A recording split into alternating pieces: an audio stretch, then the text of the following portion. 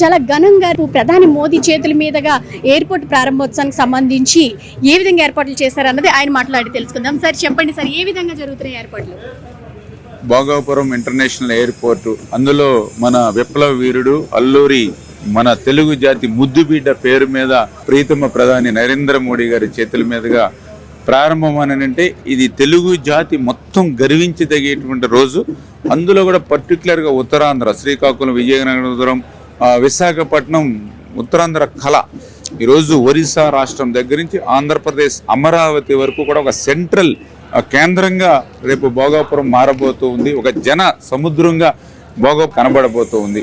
దగ్గర లక్షలాది మంది ప్రజలందరూ కూడా రేపు పెద్ద ఎత్తున ఈ కార్యక్రమంలో ఎప్పుడు పాల్గొందామని ఈరోజు ప్రజలందరూ కూడా ఎదురు చూస్తున్నటువంటి పరిస్థితి కూడా మేమందరం కూడా చూస్తూ ఉన్నాం.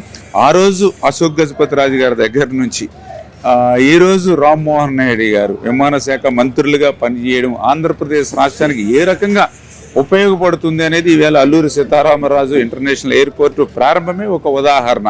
ఆ రకంగా మన కేంద్ర మంత్రులు మరొక పక్కన ఒక విజన్ చంద్రబాబు నాయుడు గారు. ఎందుకంటే ఆ రోజు హైదరాబాదులో కూడా ఆ ఇంటర్నేషనల్ ఎయిర్పోర్ట్ కానీ, రింగ్ రోడ్డు కానీ, హైటెక్ సిటీ కానీ ఏ రకంగా అయితే చంద్రబాబు నాయుడు గారు అభివృద్ధి చేశారో అదేవిధంగా ఈవేళ ఆంధ్రప్రదేశ్ రాష్ట్రానికి అమరావతిని అభివృద్ధి చేస్తూ మరొక పక్కన ఇటువంటి అచీవ్మెంట్స్ పర్టికులర్గా విశాఖ కేంద్రంగా ఉద్యోగ ఉపాధి అవకాశాలు పెంచేటువంటి విధంగా పెద్ద ఎత్తున పరిశ్రమలు, పారిశ్రామికవేత్తలు తీసుకొచ్చేటువంటి కేంద్రంగా ఈరోజు అభివృద్ధి చెందుతూ ఉన్నటువంటి పరిస్థితి మన కళ్ళకు కంటినట్లు కనిపిస్తూ ఉంది. ఇటువంటి స్థితిలో ఈ అభివృద్ధిని చూసి మరి ఓర్వలేనటువంటి ప్రతిపక్ష హోదా లేనటువంటి పార్టీ గొడ్డల పార్టీ కూడా ఈరోజు జగన్ గారు కూడా అదంతా మేము చేసిందే, మేము శంకుస్థాపన చేస్తే ఆయన వచ్చి మిగతావన్నీ చేస్తే అతను క్రెడిట్ వేసేసుకున్నారు అంటున్నారు కదా, దానిపై మీరు ఏమంటారు సార్? చాలా క్లియర్గా నేను చెప్పనవసరంలా, మీ మీడియా సాక్షిగానే ఆ రోజు జగన్మోహన్ రెడ్డి ఇదే ఎయిర్పోర్ట్ కోసం ఏం మాట్లాడారు మీ అందరికీ తెలుసు.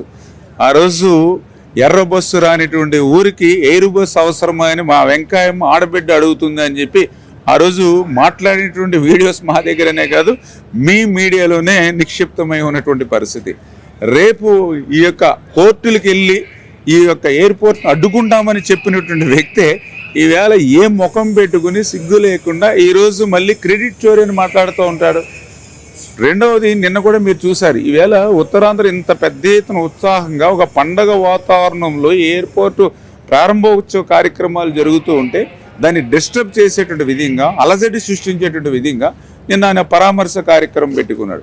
జనరల్గా ఎవరైనా చనిపోయినటువంటి వ్యక్తిని పరామర్శ చేస్తారు, కానీ చరిత్రలో మొదటిసారిగా చంపినటువంటి వ్యక్తికి పరామర్శ పెట్టుకోవడమే ఒక తప్పు.